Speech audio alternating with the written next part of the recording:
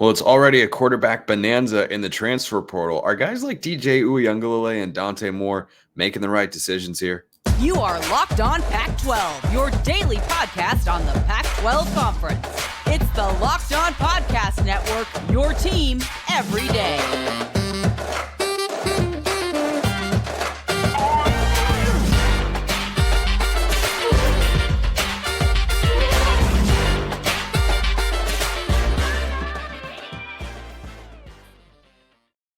Welcome, everybody, to another episode of Locked On Pac-12. I'm your host, Spencer McLaughlin. Thank you so much for making this your first listen or your first view of the day. Part of the Locked On Podcast Network, your team every day, and your number one source to stay up to date with our media rights and soon to be mostly team free. But until then, beloved and loaded Conference of Champions. Like, comment, subscribe, rate, review, please, and thank you wherever you listen to or watch this show, which today is brought to you by FanDuel. Make every moment more. Right now, new customers get $150 in bonus bets with any winning $5 moneyline bet. That's $150 if your team wins. Visit FanDuel.com/lockedon to get started. So, Pac-12 Championship, we'll get to that in just a moment, but the quarterbacks are all going in the portal so quickly. I thought December 4th was the date, but apparently pre-December 4th is the date. So the portal is, officially going to, I think, open and have players be able to go in it and actually, submit the paperwork and everything on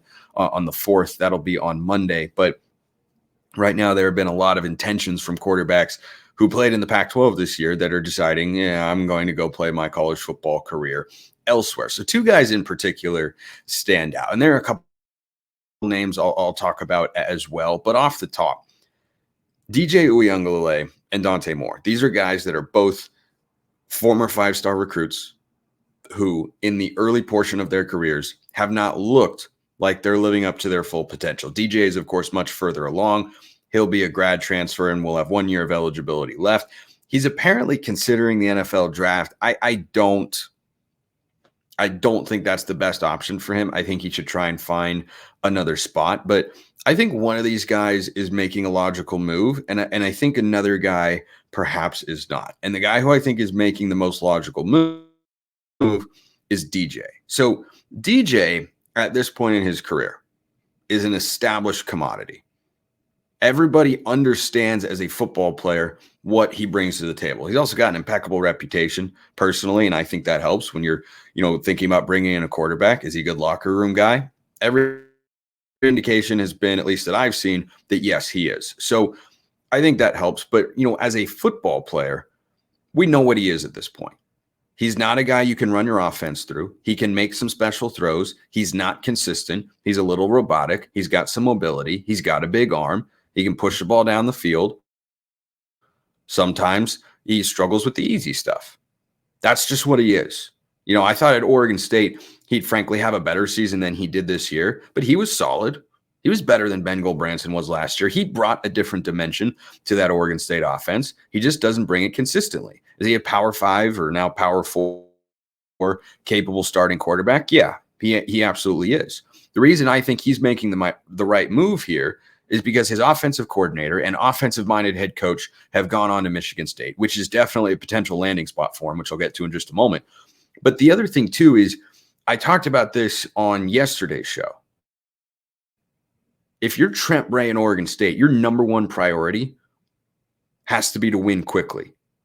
Culture, stability, recruiting, fan buy-in, everything like that. You have to do everything you can to win in 2024. What's your best chance to do that? Have Aiden Childs be your quarterback.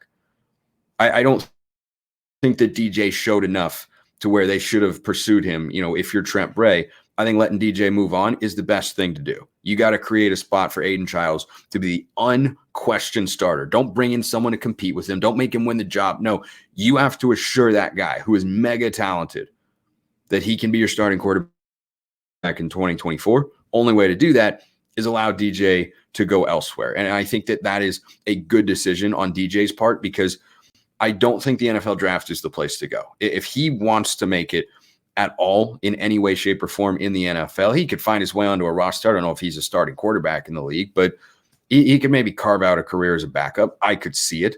He could turn himself into a guy who maybe gets a chance to start somewhere at one point in time, but he has to further develop his game. He has to be more comfortable in the pocket. He's got to be less robotic. He's got to be more consistent. Those are things he has to be able to do. He's got to go find a place now that can give him what Oregon State was giving him. And had Jonathan Smith stuck around, had the conference stayed together and that happened, then yeah, Oregon State would have been a place for him to remain. But given all the turnover there, yeah, I think it's good for him to go find a different spot. I think the one thing that DJ should be looking for as he tries to explore his options is a place that has a receiving core that features a true number one guy. Anthony Gould and Silas Bolden are really good receivers. Neither one is a big-bodied outside X-receiver number one sort of player who can help out a quarterback. And when you have an inconsistent, sometimes inaccurate quarterback like DJ, I think having a receiver like that would be helpful. It was one of my concerns for the Beavs coming into the season. I think that played itself out with their offense being good, but not always as great as they would have perhaps liked it to have been. So I think DJ is making the is making the right move. I don't know that Dante Moore is. Now, that is, of course, contingent upon where Dante Moore ends up, right? If Dante Moore ends up in a spot where he's got a great offensive coach who he's got rapport with, and he's got weapons and a system that'll allow him to succeed and grow, and a veteran quarterback to learn from, yeah, he could end up in the right position here. Things did not go as planned for Dante Moore at UCLA. He wasn't the starter in game one. He won the starting job, I thought, rightly. He lost the starting job. I also thought that was the right move, as UCLA tried and failed to compete at a high level in 2023. I thought they'd have trouble doing that. Turns out I was right. So when you look at Dante Moore, I thought this was a little bit surprising. And look, this is, of course, contingent upon where he lands. Chip Kelly is not the innovative, ahead of his time offensive mind that he was back at Oregon in the 2010s.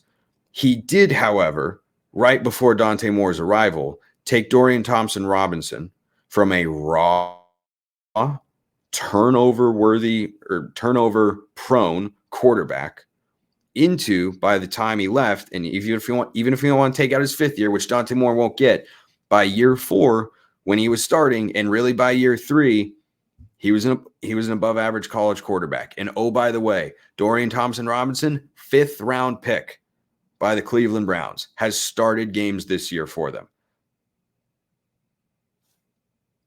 He's still got that potential. And I just watched Chip Kelly do that, not back in 2010, not in 2012. No, I watched him do that in 2021, 2022. Is he took a guy who needed molding, right? He was essentially, a clay sculpture that hadn't, formulated yet. It was just the clay. And the coach's job is to take that quarterback prospect and sculpt him into a beautiful statue that's a wonderful piece of artwork. And Chip Kelly did that with Dorian Thompson-Robinson. And Dante Moore decided, nope, that's not the best spot for him. We'll see where he lands. We'll see where he lands, but I think it's a risky proposition to go away from a guy that has a recent proven track record of developing a young quarterback into a much better version of himself over the course of his career. So, if he ends up at like a Michigan State, he's a Detroit kid. He was once verbally committed to Oregon. I don't know if he would start there in 2024. I don't know if he wants to start. It seems like he's kind of, willing to sit out and learn for a year. Would he go to Arizona State where Kenny Dillingham was? That was the guy who originally recruited him to Oregon. I mean, there are a lot of different choices, and I don't know, exactly where he's going to end up, but I think him going into the portal at this point in time looks to me like a riskier proposition than DJU going into the portal, because DJ is an established commodity, right? Like his sculpture has already been made. It's not a masterpiece, but it is certainly good enough to put in your yard and have it complement, the plants in the garden to make everything look really nice. You got to have a good garden planted around it, but still it can be a product that you're proud of and happy with there. So I think DJ can more easily find a home in which he can succeed. I don't think Dante Moore can. And that's now what he's going to be looking for there. But a couple more quarterbacks before we get to the Pac-12 championship game. The last one ever, of course. One be the last time that you go check out FanDuel, right? Well, maybe it's the first time. Maybe you haven't gotten there yet. That is perfect because as the weather gets colder, the NFL offers stay hot on FanDuel. Right now, new customers get $150 in bonus bets with any winning $5 moneyline bet. That's $150 if your team wins. If you've been thinking about joining FanDuel, there's no better time to get in on the action. Washington's a heavy underdog against Oregon. I have thoughts on that are coming later in the show. I have many thoughts on that. But the app, that being FanDuel, is super easy to use. There's a wide range of betting options, including spreads, player props, over-unders, and more. So there's no better time to go get in on the action. Visit FanDuel.com/lockedon and kick off the NFL season. Get your college football gambling fix as well. FanDuel, official partner of the NFL. Okay, so a couple more quarterbacks to watch from the Pac-12 who are on the move via the transfer portal, or at least it appears. I don't think Cam Ward's officially entered, but Cam Ward's going to be on the move. Got a question about, Spence, where would you like to see Cam Ward go play? Look, as an Oregon fan, yeah, I think Cam Ward's got plenty of talent to play at a high level. I think Cam Ward, unlike DJ or Dante Moore, is going to kind of have his choice. DJ's floor is, as a quarterback, is fairly high. Like, he's a Power 5 starter, but his ceiling is kind of low. Dante Moore perhaps has a higher ceiling, but a much, much lower floor. That's going to lead to mixed offers. I think we know what Cam Ward is, and he's someone who, reminds me of Michael Penix and Bo Nix. If you give that guy more support than what he had at Washington State, where he had no running game and an offensive line that was, okay at best, he can do a lot of really, really special things. And he will have a lot of suitors across the country. And I think he's going to have a dealer's choice in that sense. And I think he's earned that. He was Washington State's entire offense, really, the last couple of years. They were never able to establish a run game, and he can make some really, really big-time special throws. I think he can fit in any conference, anywhere. I really, really do. I think he's got a mega talent. And if you give him, a great receiving core. He had a good receiving core with Washington State this year. If you give him, a defense that's more consistent, you give him a good offensive line. Like, if you just give him a football team better than what Washington State had the last couple of years, which was, 12 and 13 total. Yeah, I think that Cam Ward could do quite a bit. The other name to watch for, I got a YouTube comment about that. Nate Johnson at Utah, former 4-star guy. Did not show a lot of promise with the Utes. Wasn't given a great situation. There's a quarterback battle. He was a second string. He was a third string kind of guy. To say that, I'm not as high on his prospects as a quarterback, I think is putting it accurately. It's not that he isn't, capable, but he has even less development, I think, than Dante Moore. And I don't think he has as much talent as Dante Moore either. So I don't know exactly where he fits into the conversation, but he didn't show as much promise as Dante Moore did. Both were, highly coveted recruits. Dante Moore much more so than Nate Johnson. I could see Johnson going to a lower tier Power 5. I could also see him going to a higher level G5. I could absolutely see that. I don't have a great sense on, what the market is for him. I don't think he's a big name out there that, a bunch of big time teams are going to go after. Could I see him, by the way, going to an Oregon State or Washington State? Yeah. If Aiden Childs transfers, yeah, I could 100% see that. It is certainly a realistic possibility. He wouldn't be moving too far. He'd have, I think, a chance to start if Aiden Childs does leave Oregon State, and we don't know what's going to happen with that at this point in time. So a lot of interesting things there with regards to the quarterback carousel, because it is utter madness out there. Just utter Riley Leonard's in the portal, and DJ and Dante Moore, Nate Johnson, Cam Ward's got a bunch of offers, and we don't know who else is going to be in the portal in the coming weeks and months, but we'll certainly be talking about that here on the show. Let's get to the Pac-12 Championship game. And, everybody, let's pour one out for the Pac-12. It is the final time that two Pac-12 teams under the banner of the Pac-12, our beloved Conference of Champions, are going to take the field. It's Friday night, Allegiant Stadium. Oregon's about a 9.5-point favorite. I think that's a lot of points. And that line is reflective of two things. Number one, since they played in October, Oregon, by any objective measure, I'm going to try to hide my Oregon bias here, but I think Husky fans agree, Oregon's played much better football since then. Against common opponents, Oregon has been far more dominant, whether that's Washington State, Utah, Arizona State, or Oregon State. They've all played those teams. Oregon has had much bigger outcomes. I think that's why the line is so big, number one.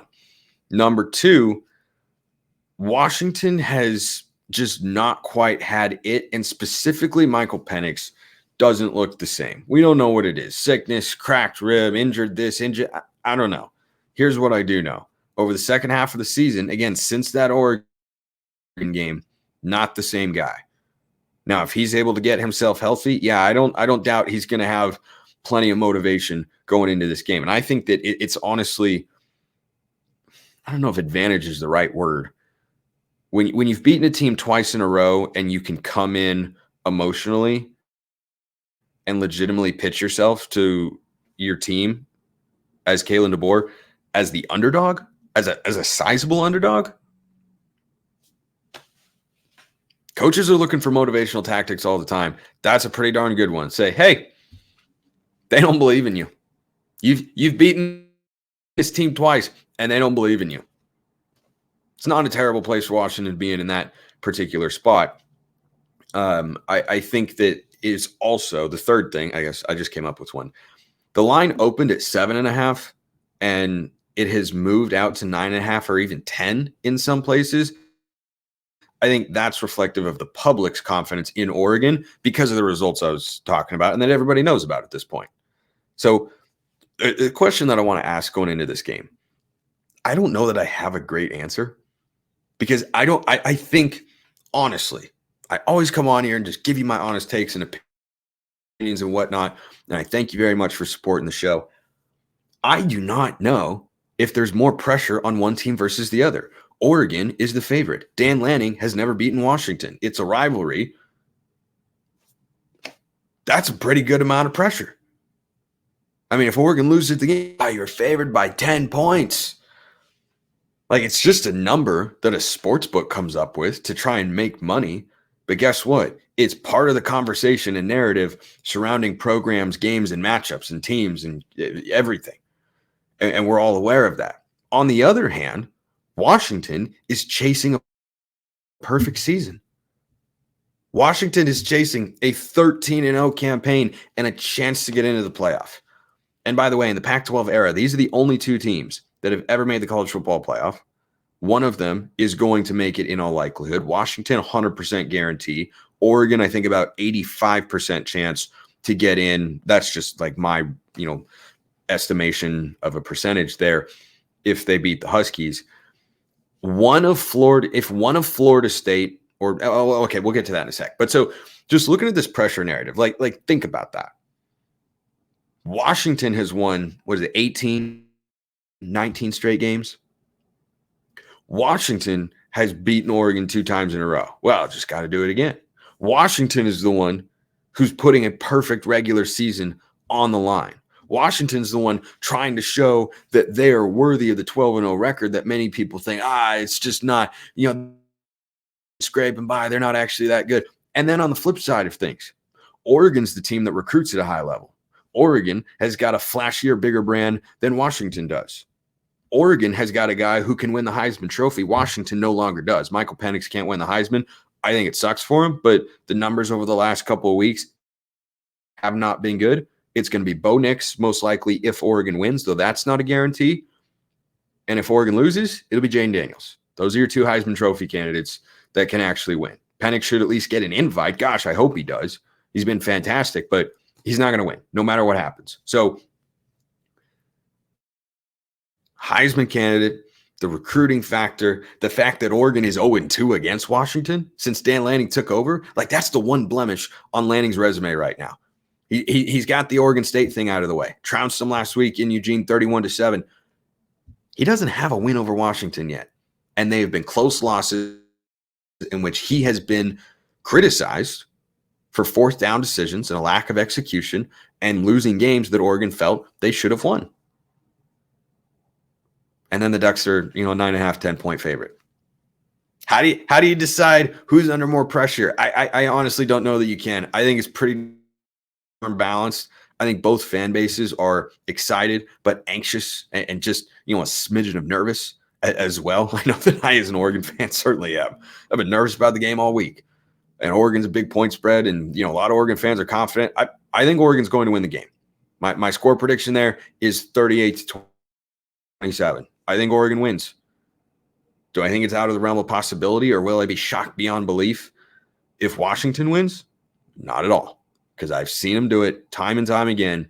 Washington just keeps winning, which would give them a spot in the college football playoff, which is kind of a train wreck right now. And really, a traffic jam is the best way to describe everybody vying for the last year of the 14 playoff.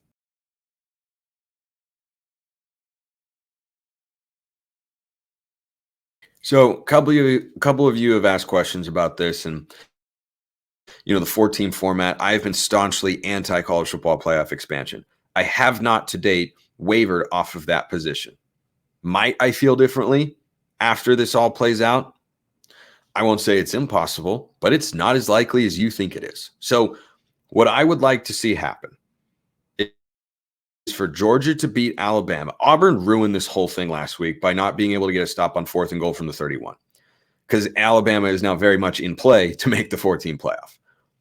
What I would like to see happen is for Georgia to win and make it, for Michigan to win and make it, for Florida State to lose, for Bama to lose, and for your 14 playoff to be Georgia, Michigan, the Pac-12 champion, and then Texas, because Texas is going to annihilate Oklahoma State. Oklahoma State is not actually any good. So I would like to see that happen, because what I feel the purpose of the 14 playoff is to determine a combination of the best and most deserving teams in college football. Yes, there's a subjective component to it. It's something that makes this sport unique. And by the way, once we get to a 12-team playoff, we're going to have these same discussions about spots 12, 11, and 10, and all the at-large bids, and who should get a bye, who shouldn't get a bye. We're going to have the same debates. It's just going to be an expanded playoff, which will devalue the regular season. I'm not going to get on board with that. I have long said that if you went to a 16 playoff, I won't advocate for it. I also won't push back against it. Anything beyond 6, I'm staunchly against, because of what it does to the regular season. Ohio State lost to Michigan. That serves as an elimination game for the second straight year, or at least it should. Didn't last year for Ohio State. It's going to this year. In a 12-team playoff, doesn't matter. Doesn't matter. That game only matters to those fan bases. That's a very brief synopsis of why I'm opposed to a 12-team playoff. But here's the issue I have with the 14 format just this year, right? Not in general. I think the 14 format is great. But if Florida State wins, they're going to be into the playoff, and they just shouldn't be. Because if they win, what are they going to win by? 2, 3, 5? They're not blowing out Louisville here. That's just not going to happen. That is not the same Florida State team. I would like to see Florida State. I by the way, heartbroken for Jordan Travis. It sucks. It sucks that guy can't go play with his team. After watching them play Florida with their backup quarterback, it is clear they're not the same football team. They're not one of the 4 best teams. And frankly, I don't think they'd be one of the 4 most deserving ones, because I've seen teams go down or lose their starting quarterback before and play well with their backup. They didn't play well with the backup quarterback. They look awful against a bad Florida team. So I do not want to see Florida State in the playoff, and I really hope Louisville just knocks them out of it altogether. If either, as it pertains to Oregon, if either Florida State or Alabama lose, Oregon is 100% win and in. Because Oregon's been ahead of Texas the entire time. A win over number 3 Washington is not going to be superseded by a win over number 20 Oklahoma State. And if you take Alabama out of the equation and you lock in Michigan, who's going to win 27-0, and Georgia, even if Florida State were to win at that point, Oregon would get in over Texas. Some people might not like that, but that's clearly the way the committee views the Ducks and the Longhorns at this point in the season. But that's what I'd like to see happen here. Okay, bunch of mailbag questions from Tyler here to wrap up today's show. YouTube comments or Twitter always available. Spencer, what are your thoughts if Georgia, Michigan, Washington, Florida State, Texas all lose their conference championship games? What happens if that happens? I got news for you, Tyler. I'm always down to explore hypotheticals, but let's keep it within the realm of reason. So Georgia could lose, yes. Michigan will not lose that game. I promise you. Iowa's not going to score more than 3 points. And I don't think they're going to score that many. I think they're going to get shut out. So Michigan is going to win. If Georgia, Washington, Florida State, and Texas all lose their conference championship games, so that'd be Oregon winning. So Oregon would be in. Again, I'm going to put Michigan in because Michigan is getting in there. But if Bama wins and Texas loses, then Bama gets in. And then you have a battle for the fourth spot. And the answer is that should be Washington. That should be Washington because they went through the deepest conference in the country at 12-0. And they'd have a stronger resume than Ohio State. Texas wouldn't be able to hold a conference championship over them. Washington would have the better record than both Ohio State and I guess it would come down to a 12-1 Georgia and a 12-1 Washington. That's tough. But if Florida State were to lose, so in this hypothetical, right, so Texas is out, Florida State is out with a loss, Georgia loses, so it'd be Michigan, Alabama, Oregon, and then who's going for the fourth spot? A 12-1 Georgia or a 12-1 Washington? Yeah, I think the answer should be Washington because I don't think Georgia's schedule is as strong as people typically think in the SEC. I don't know that the committee would view it that way. Tyler goes on to ask a question about the college football playoff committee putting people in because of television ratings. I don't think so.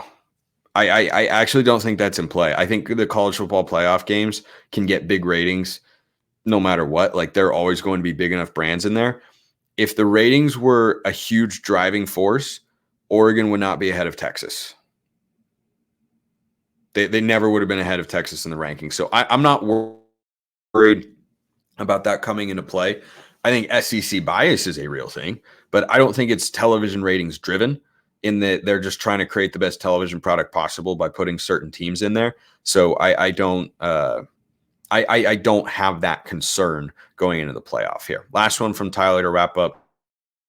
I will have a reaction show after the Pac-12 Championship tomorrow.